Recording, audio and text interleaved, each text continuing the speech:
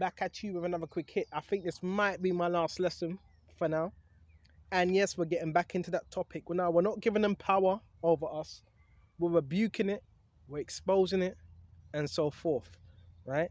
Yes, the witchcraft. Right? Scriptures that deal with these things. Right? And how to combat it. Remember, the Holy Spirit intercepts that. Right? Now, YAHAWASHI, right? Paul and the apostles, there's no account in the scriptures where they were being overtaken by any form of witchcraft. None. But Paul did say in Ephesians 6 and 11, for we wrestle not against flesh and blood. Baby, so let's go to it. Come on. And I know I sound like a broken record. I know I bring this out all the time because it's important. Ephesians 6 and 11. But put on the whole armor that you may be able to stand against the wiles of the devil.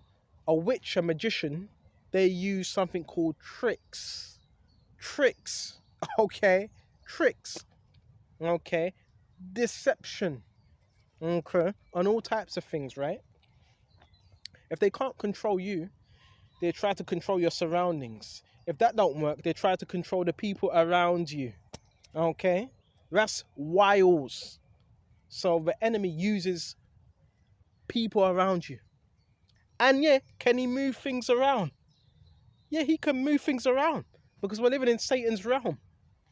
Okay? But we're not going to give him too much credit at all. For we wrestle not against flesh and blood. It's not the person. The person's what you call, what's this new term? Meat suit. The person's just a meat suit. Okay? But against principalities and powers and against rulers of darkness of this world and against spiritual wickedness in high places.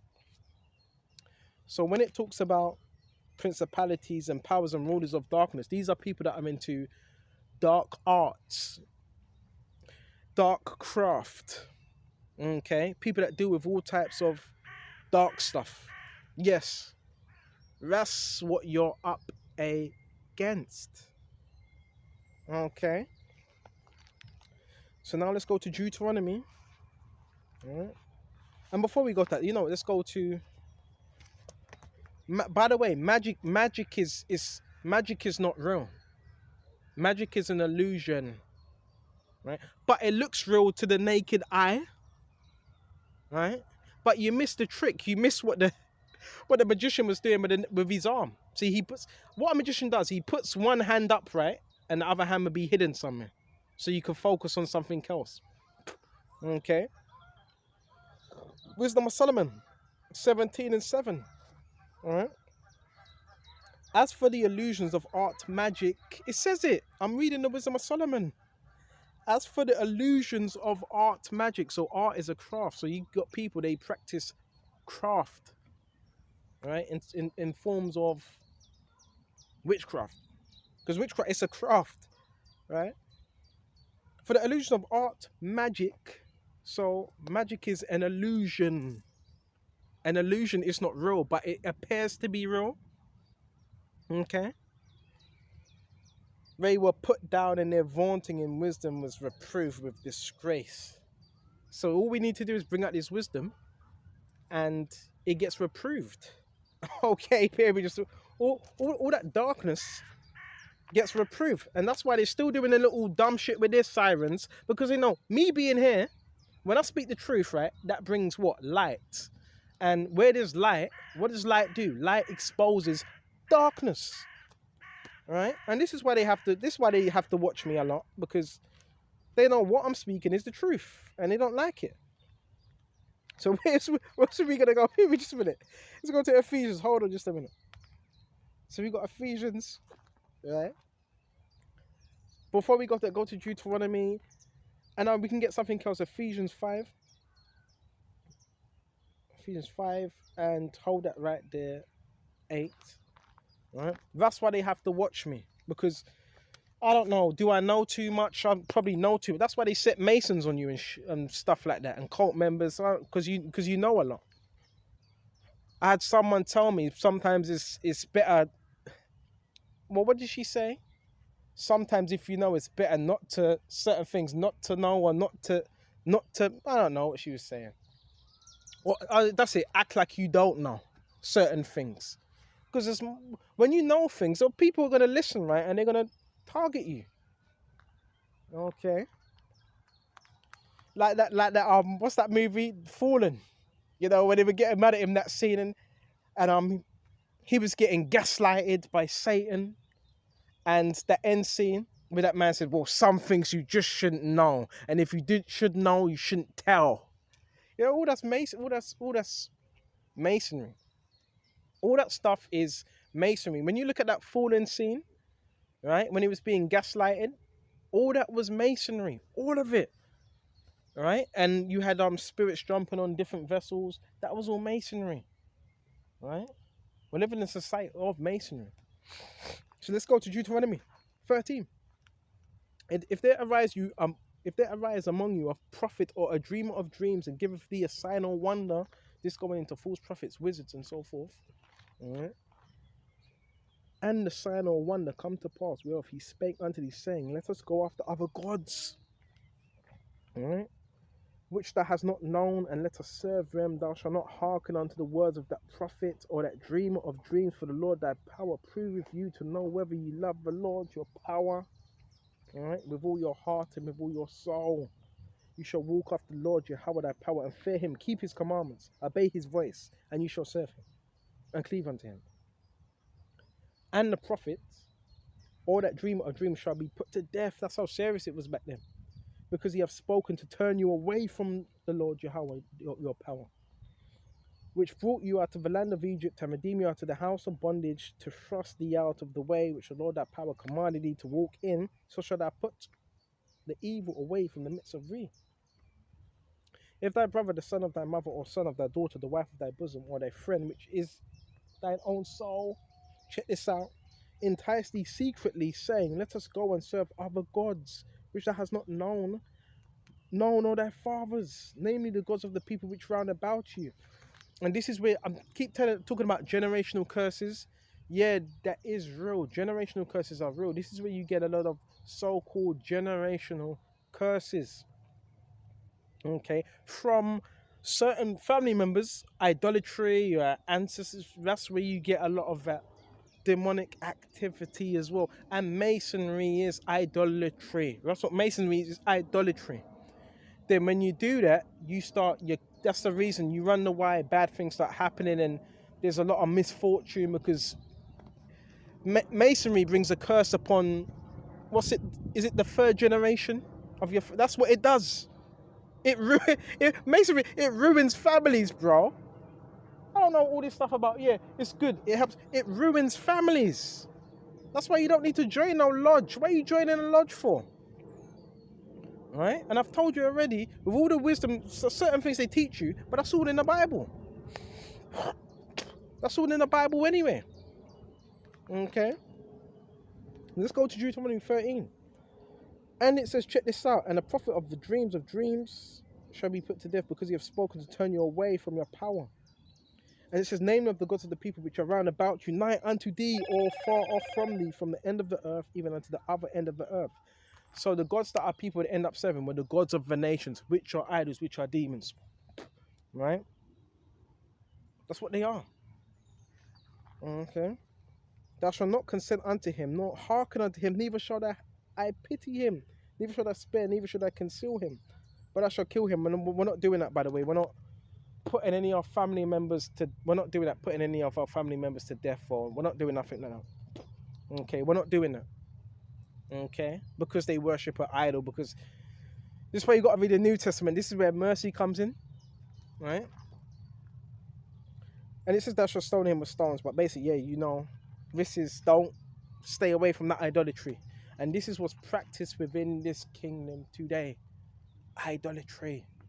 You got high levels of idolatry within this kingdom, right? And because you got high levels of idolatry is Satanism, occultism. It's all the same thing, but they're just calling it different names, that's all, right? It's all the same thing.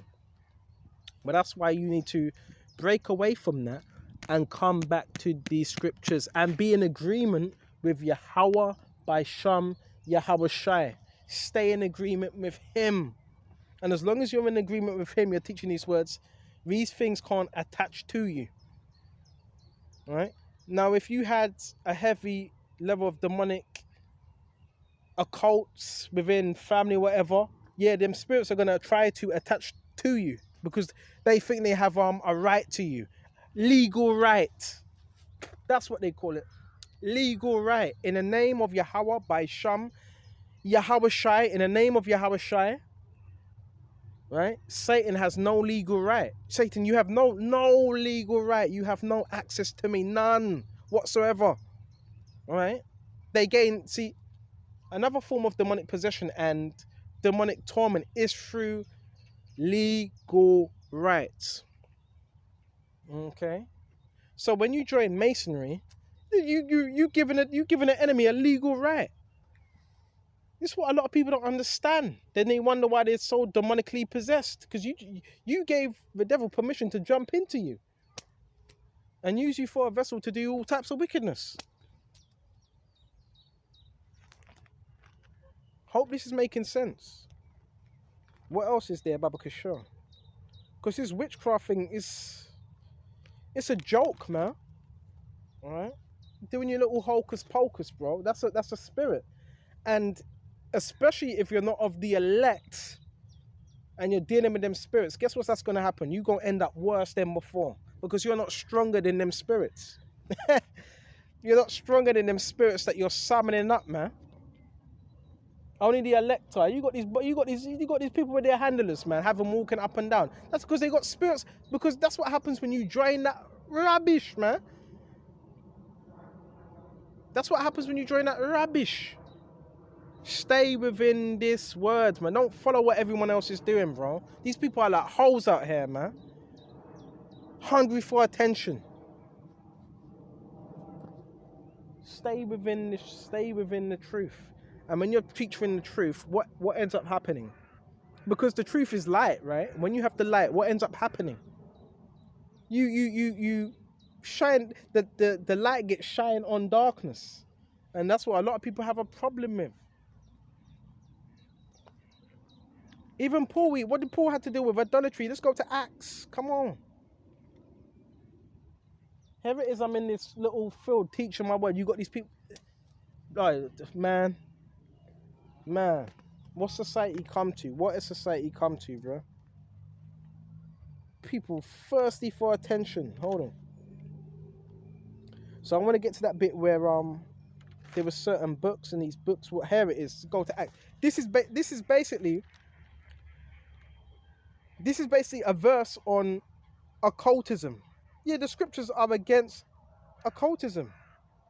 Now, try not to complain too much, because in every level of this society, bro, you're going to bump into witchcraft. Now, you don't say, oh, but witchcraft, and bro, in every level of society, but you need to know how to maneuver within it. All right? Okay. Go to Acts now. And jump straight to 19. Many of them also which use curious arts. Curious arts. Well, see, curious arts is the occult. Certain books. You know, people still today, they buy certain books based on certain crafts and so forth. Oh, how to, I know a lot of women back in the 90s, they used to get books. How can I entice a man? How can I trap him? There's all types of books on spells and this and right to manipulate this and law of attraction, this and that. That was happening back then in the time of Paul. Okay. Brought their books together and burned them. Right? Brought their books together. So these were books that were made. Right? Concerning curious arts. Right? Right? Which is cunning arts, which is witchcraft. Books on witchcraft, basically. And brought their books together and burned them before all men. And they counted the price of them and found it 50,000 pieces of silver. That's a lot. 50,000 pieces of silver. That's a lot of books that were burnt. And the reason why they burnt them books, because Paul was converting them to this faith. All right. Verse 20. So mightily grew the word of the heavenly Father and prevailed after these things were ended.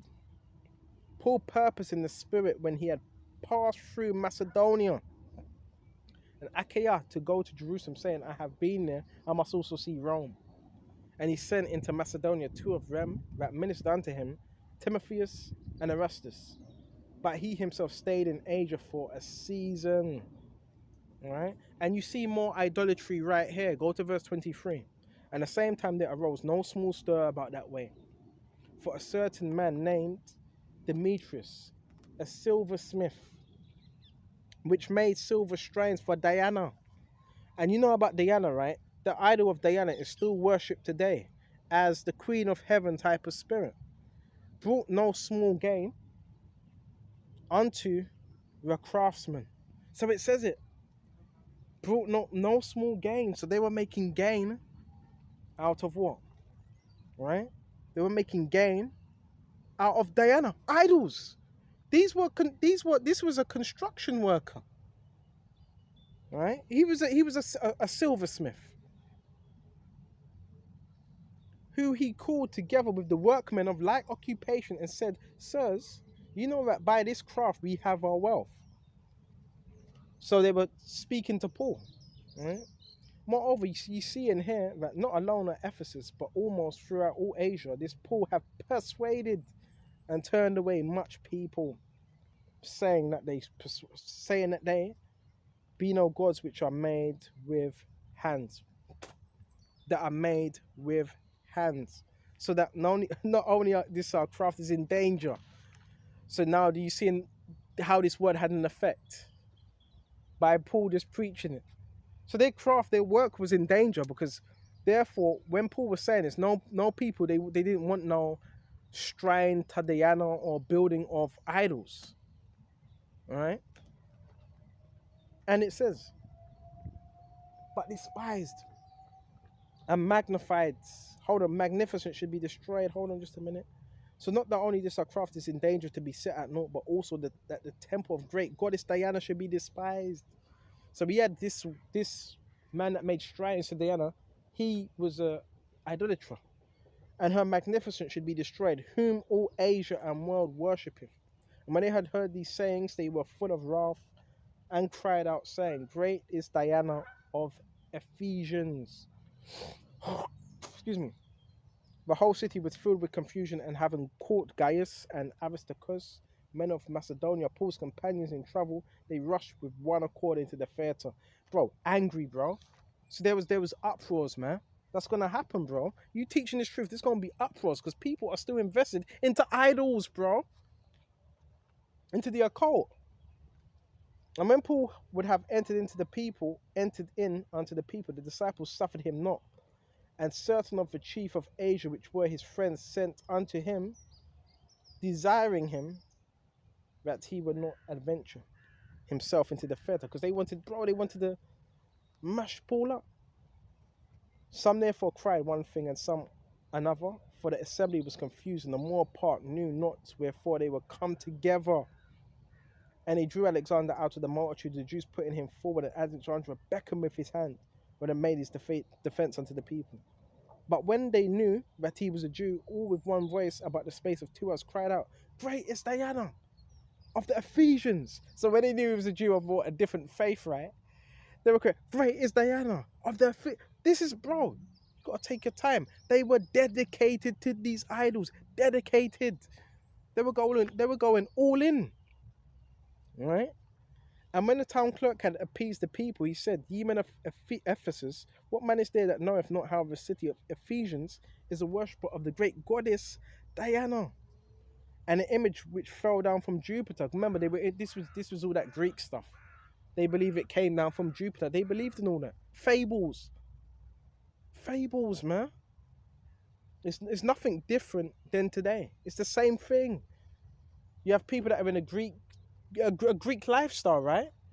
What do you think the fraternity business? The fraternity thing, that's Greek. That's a Greek lifestyle. I forgot what they call some of these fraternities. What's it? Sigma. Well, I don't forget what they call it. Sigma or whatever.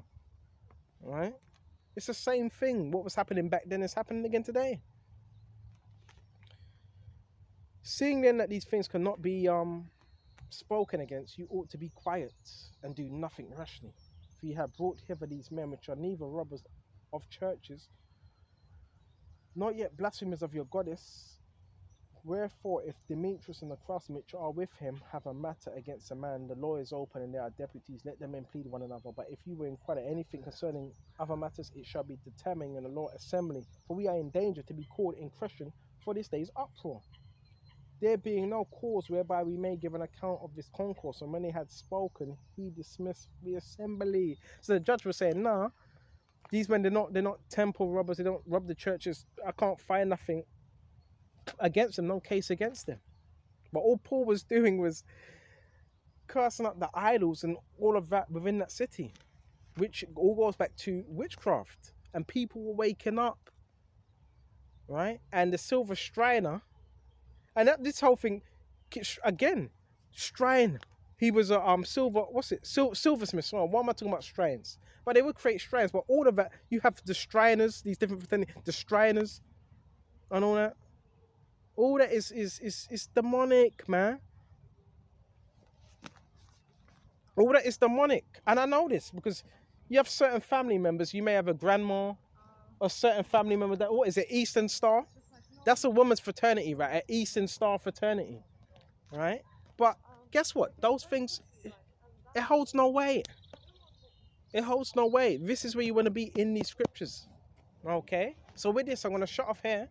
And I want to give all honors and praises and glory belongs. And you know what? Hold on, one more thing. Right? Witchcraft, listen. Witchcraft has no power over you if you have the anointing of YAHAWASHI. It can't. Because if that was the case, that means it had power over Paul. It had power over Philip. It doesn't. It's based on illusions. It's craft. It's craft work. It's deception. It's to make you to believe it does have an impact on you. Now, does this mean that we don't does this mean when we're in the truth we don't feel certain attacks and certain things that happen? No, you're gonna notice it.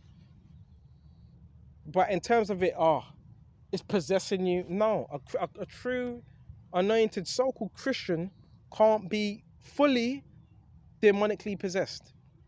No. Okay? Even though these spirits, they do want to possess you.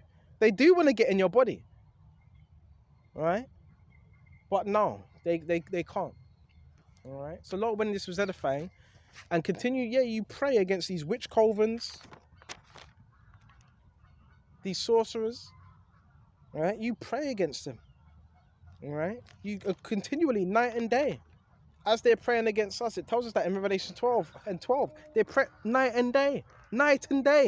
They're praying against you when they go into work, right? Dressed up as somewhat decent individuals, when they which they're not. That's all a hoax. That's all fake. I'm gonna go to work, put on my suit. The woman go to work, put on her dress or whatever. Right, a skirt and all that. But when they get back, they're doing all types of dark arts, dark crafts. Right? That's all fake. You don't pay no attention. That's all fake. Okay?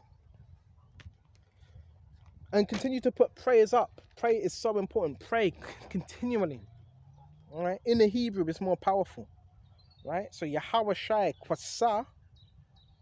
Right? You know what? It's best to say Bahasham YAHAWASHI. In the name of YAHAWASHI.